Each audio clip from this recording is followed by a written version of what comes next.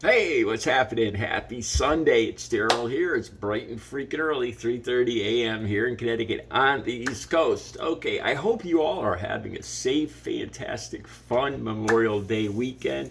Remember last year, I was looking at my posts from, I think it was last year or the year before, and one of the Democrats got in so much, Kamala Harris got in so much trouble for saying, telling people to have a happy Memorial Day. That was last year, I think. The Republicans jumped all over her for that. Seriously, look it up. Anyway, okay, so it's going to be kind of a by the seat of my pants video. I'm going to talk about another bizarre Trump rally in Casper, Wyoming. I'm going to talk about Gene Simmons too, but before I get into that, I just started thinking about this. Now, every time, if you watch my channel for any length of time, this is going to be kind of short, so stick with me. If you've been watching my channel for any length of time, you know that I have a hardcore MAGA Trump supporter, Barber. Okay, and I keep going back to this guy. This is about the third or fourth video where where such weird, offensive stuff happens every single time I go there, and I come back and I make a video, and I swear that I'm not going to go there again.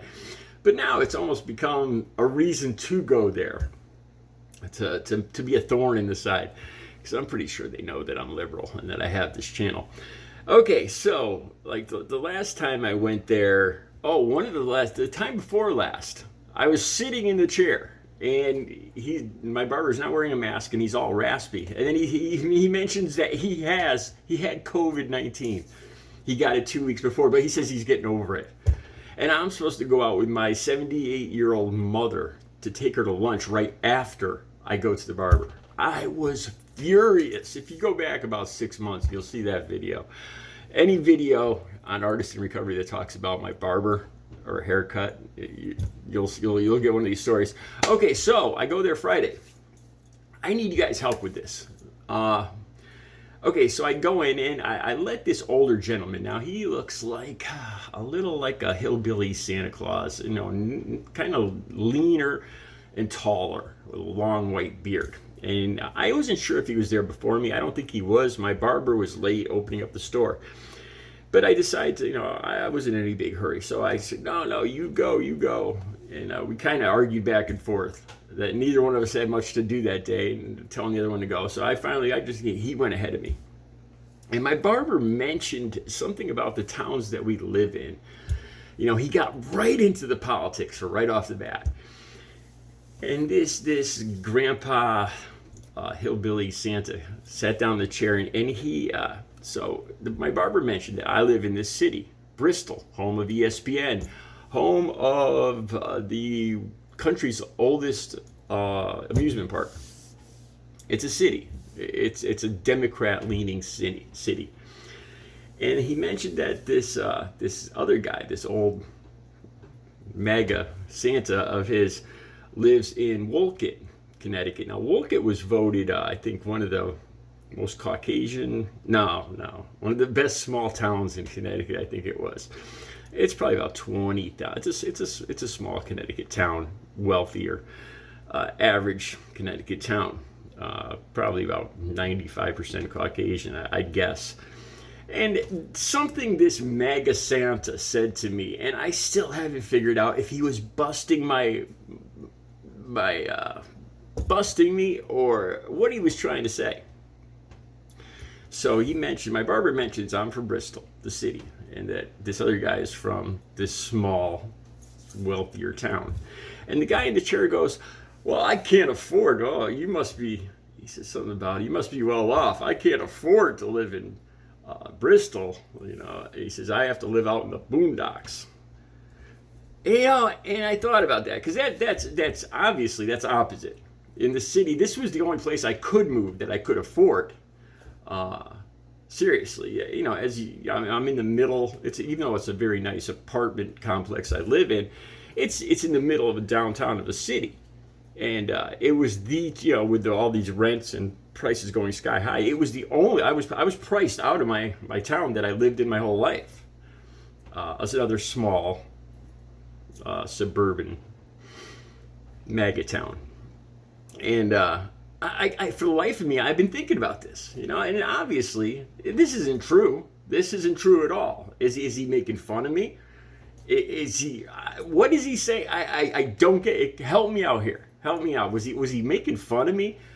Was he trying to? Was he serious? Was he trying to say that? Because I think he is. It's kind of obvious that I was right from the get go that I'm a liberal Democrat. Just the way that my barber was speaking right off the bat. Was he trying to imply that on the dole? I don't know. Help me out here, because it's boggling my mind. I hate when I don't know if I got if I'm getting made fun of. So what do you think? All right, let's get into this. The Trump rally in Casper, Wyoming. Good God. Okay, one of the first things I want to talk about. Trump's rattling on about something or other, and he's turning around, and there's big jumbotrons. And of course, he's got to mention about how smart he is because he decided to buy the jumbotrons instead of rent them because it's a better deal because he's a good businessman. But he starts talking about his hair. Now, he's what, 76? 78? His coif. He's such a woman. He's standing there, and he starts talking about how it's thinning. He's going, and he goes on for about 5 minutes. I don't like that. I noticed my hair's thinning. He reminded me seriously of like when a monkey sees himself in a mirror. A monkey's peeling his banana or whatever, and then sees himself and starts looking at him. That's exactly what he totally got sidetracked. The word simpleton comes to mind, or arrogant narcissist. He just gets off on this complete tangent about being in his mid to late 70s, and he's all upset because he might be losing a little hair in the back of his coif. Wow. All right, but it gets worse. Or it gets better. Depends. I don't know. All right, this is something that really just amazes me. All right, so he starts talking. He's putting down Liz Cheney the whole time because this is in Wyoming, and he's talking about communism and socialism and Democrats. The radical left and the socialist communists. They're terrible. They're destroying America. Then he says, whenever I talked about Xi Jinping of China, the leader of China, the Taliban, or what was the other one? Taliban, China, and Putin. He says, I call them all smart, and I get booed. I can't say that. What's wrong with saying that? Now, if he had stopped right there, I wouldn't be able to tear him apart quite as much, because smart is kind of objective.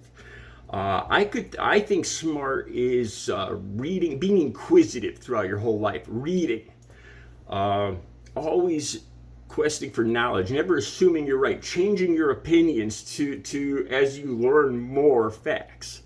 That's my idea of smart. That's obviously not Donald Trump's idea of smart, because he goes on to say that Xi Jinping of China rules with an iron fist. He rules 1.4 billion people with an iron fist, and he goes, well, what else would I call that? Think about that. Think about it. China is the biggest communist country in the world, ruling with an iron fist. He's describing the communist country of China, where right now they can't talk about certain things. It's a very restricted, hardcore, real communist country.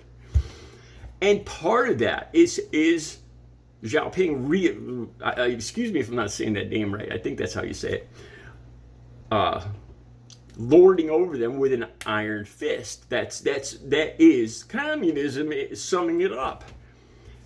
So, the whole crowd cheers. They cheer about, Liz Cheney and communist Democrats, which isn't really communism, isn't even close to communism. It might touch a little on democratic socialism or social democrat, and I never figured the difference between the two. But there's no communism in America. But that's what he's calling it. On the other hand, the actual, real, biggest communist country in the world, hardcore, true, restrictive, authoritarian, totalitarian communism. And he's congratulating it.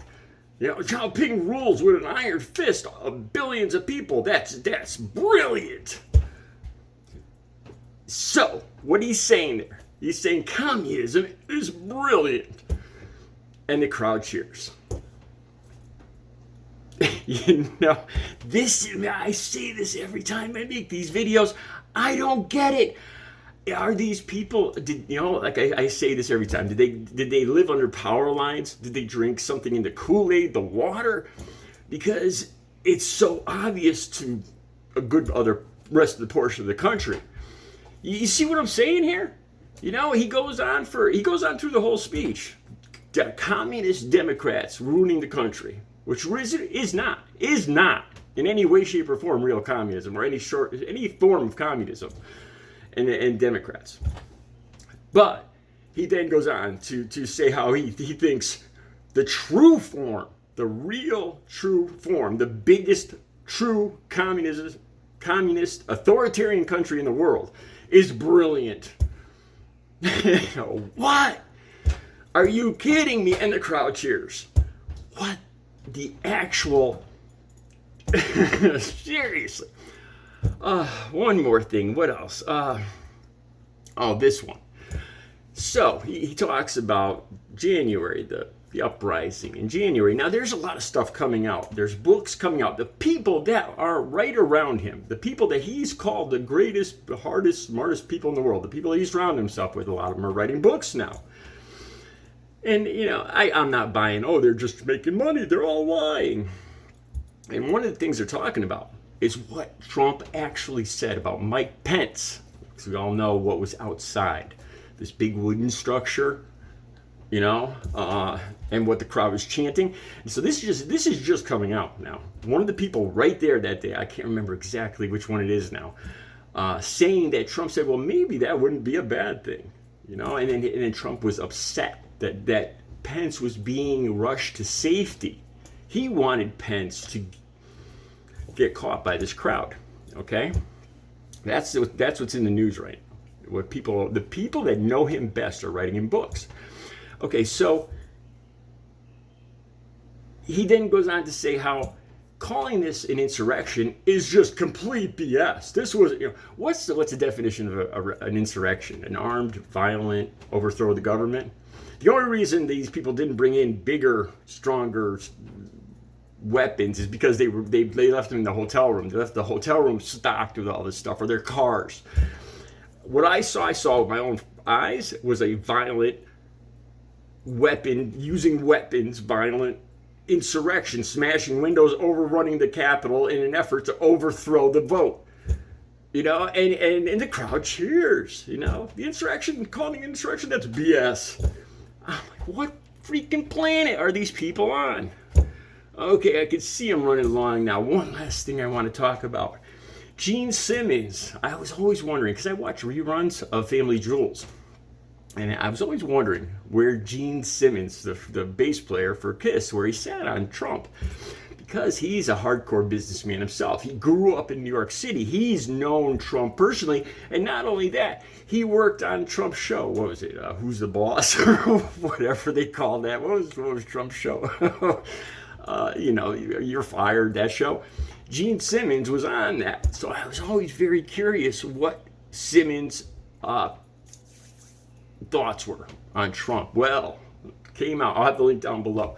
Turns out they're not good at all. He said, quote, Gene Simmons says that he got all the cockroaches to rise to the top, that he made racist statements okay to say. He said that being an entrepreneur, a businessman, is one thing, but you don't have people's lives in your hands. It's a whole different thing to be a politician and be in control of people's lives. Thank you. Well said, Gene Simmons. Well said. The businessman experiment failed. All right, I'm running real long. You guys, I'm headed to the beach. You guys have a fantastic Memorial Day week.